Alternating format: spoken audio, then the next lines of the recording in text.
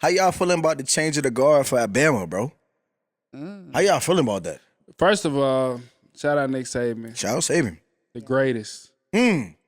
The greatest college coach that I've had to live and see. And Nah, you know what I mean? ain't gotta do all I that. damn He near might felt be the like I greatest. was He a might be part the of greatest. yeah, over might be that. the But greatest. Okay. I damn near felt like I was a part of Alabama just because I was a winner.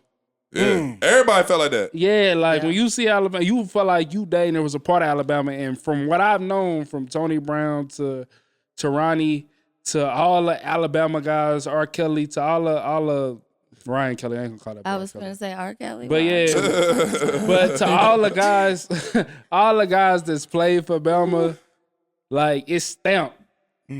Like they love the fact that they from Bama. I don't They give a proud piss of it. about anything but the time. They proud of it. You feel what I'm It's saying? definitely a strike. It's a badge on your jacket. And I ain't bro. gonna hold. If it wasn't Tarleton, is definitely I'm grateful for Tarleton and all that type of stuff. But if I wasn't at Tarleton, because Tarleton is better than Bama, but if I wasn't Tarleton, I would definitely want to be a part of Bama. Did you just say Tarleton better than Bama? I'm In not my even eyes. gonna get into that. I'm saying not even just gonna get into that. for me, that was just a it's wild better than thing Bama. for you to say, and I'm not Better gonna than let you Bama. use your platform. And if they won't irresponsibly. step up on, you feel what I'm saying? Especially when I was there, if they wanted to step up. Stop, hey, stop, I speed, go stop. crazy. You ain't gotta do that. You ain't gotta do it. You ain't gotta do it. Speed. You I ain't ain't gotta do it. gonna- Speed. You ain't Tell gotta them do it. about Speed, your you ain't gotta do it. billboard. Tell them No, about you the ain't gotta do it. You ain't gotta do billboard. that. You ain't gotta do it. It's good. It's good. But I definitely got a profound respect from Alabama, and I love, and it's so strong that like all my Alabama teammates, I just talk mad shit about. You know what I mean? The He said Bama talk shit tribe Yeah, tradition. just because I know that like You was they got raised some right. shit to bark It's like back. you was raised right. You Yeah. went to I really Bama. was. Yeah. You know. I know you know what a winning culture, Exactly. with winning ways. You know how to practice. You know that damn you know playbook. how- Yeah, you know expectations. You know all that This is shit. the I just scheme. know. This is Yeah, what you a we're Bama. Yeah. So I ain't never like from players that came from Bama when it come to this football shit. All of them been about their business. All of them been about their business. All of them is competitive. Yeah, I can't And always give you that. I I would can't, just say, from I what would I just met. say From what I met. sometimes being part, like, I think you got culture setters and then you got people who just kind of go with the flow. So, like, there's a couple people who have more influence on the culture of the team. And that goes, sometimes it doesn't always translate with who is the best players either. Like most of the time, it's just certain people just based off of personality, how they carry themselves, whatever may be the case. People kind of follow them. They pick up the habits that they have. If they think certain shit is cool, you know, it's a group of people that's gonna think that's cool. So like, I feel like Bama always had the right culture setters, and I always felt like that started from top down. So definitely much respect to Nick Saban, the culture, the program, everything that he's ever built. Like I said, in my opinion, he's undisputed the greatest, but that's just, I live in that generation. If you the best of my generation, guess what? You the best of all time. So why now? But That's what I want niggas to get into. What I really want to talk about is just, like you said, that culture though, bro. Like, because back to Syracuse, bro, we just didn't have a winning culture when I was there, bro. Like, shit that winning teams do and feel bad did for you. when I was there, like, it just, we had losing habits. I feel bad for you. Hey, it was, I ain't gonna lie. That's how it was for us in college. Like Yes, it was, dog. we had just a winning mindset. Like our coach was an Olympian, so it was just like this is the standard shit. Our athletic director was a motherfucker. Though. Lion Reisman, he was a winner. So do you feel like Bama was He was like like a that Saban. because of the tone that Nick Saban set, and that shit just went straight down from him? Definitely, I think he created like a culture that like that a lot of guys that was about their business could stand on, and a lot of guys that came from high school that was serious guys and they came into that program, they was looking at it as like, all right, I'm already this. I need somebody to take me to this, and they respected the fact that Nick Saban can take them to that. You feel what I'm saying? And Nick Saban did. You know what I'm saying? Well, he And I had feel more like that first shit round was picks and deeper lost. than just their football program. Shit. You know what I'm saying? But So I think and then he in a perfect situation for it. It's like they in the middle of Tuscaloosa. Like you feel what I'm saying? This ain't Miami. This ain't, you know what I mean? It's But Tuscaloosa. Like That being said, I feel like, you know how it is. I feel like just as way is hard when you put in, you know, a bunch of guys, you know, from, you know, different place, and, you know, an environment that's got a lot going on, like Miami, like Atlanta or Houston or something like that. Vegas, yeah.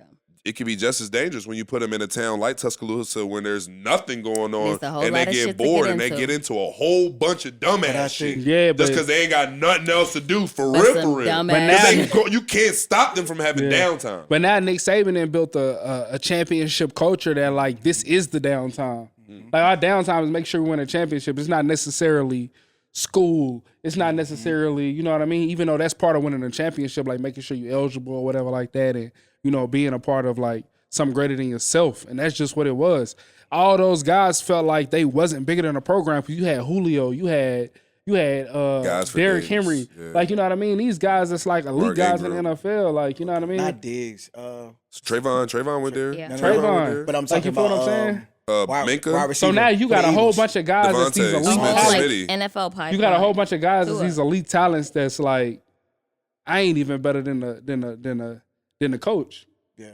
But to Speed's point though, like obviously just being an onlooker of that and then like seeing what it was that Saban had done, I think that again, like I said, putting that point that Speed made like at the top of it is just like when you go to Alabama, you understood that no matter if it makes sense, like no matter what Saban's routine was, it was foolproof. Yeah. Like it was like You believe It it was just stamped. yeah, like it was nothing else. Like it was either because I'm just thinking in my mind, it was either Bama was either winning a championship or you were going to the NFL. Yeah. So either Right. way it happened, no matter what the fuck went on, You believed it. I was gonna go. I was All doing I had one to of do the was two. just buy into the Yeah, system. I had to do And one of the two then, things. Not only did the players wasn't greater than Nick Saban, so they had somebody to look up to as a coach. Like, I'm no better than the coach, or I'm no better than the program.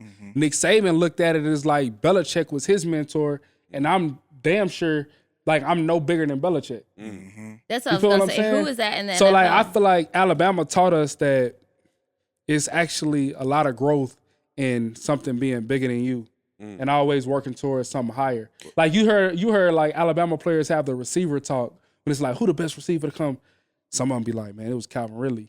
Then some of them be like, hell no, Julio. hands down it was Julio. Yeah. You know what I mean? You got to give respect to Smitty. He won a Heisman. Exactly. Then you got to give respect to Smitty. And then they go to the running backs and they like, oh, it was such and such. Derek.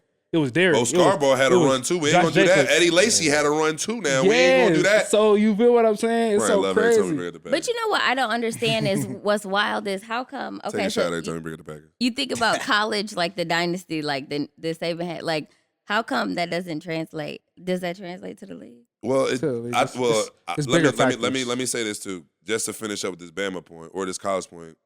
I think Nick Saban and now that I've like played for multiple head coaches, now I'm starting to understand the importance of a head coach, like how important that is to a program's direction and how important that is to the culture of your team. And like honestly, when you were in college, I didn't think of it this way when I was in college, but the most important person to commit to is the head coach. bro. Exactly. Because he dictating all the other shit going around. No matter how thorough your position coach is, strength and conditioning coordinator, That's right. academic advisor, All if that. that head coach ain't carrying it thorough, you in for some bullshit. Yeah. But if he is and he moving the right way, hey, look, you just gonna have to abide by his rules, stay in them graces. But I would just say why it doesn't translate in NFL. Again, I think you have culture setters and then you got people who just kind of follow the culture that's around them.